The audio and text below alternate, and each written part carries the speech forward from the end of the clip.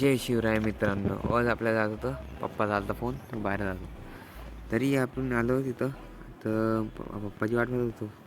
पप्पा आले आणि दिलं हे उचे आपलं ट्रेंडिंगवाले गेलं. पप्पा घेऊन घेतलं. कालू मस्त दिसे पण म्हटलं कालू बसवलं ना. आलो आपल्या घराकडे आलो नाही यायचं, हे झगडे चालू होऊन जाते. हे दोघे माझ्या बहीण ते कालू ना आपला हे झगडा करतो ते यायच्या सशाच्या कानासाठी. ट्रेंडिंगवर का आले ते भया भरायला लागते धावपल.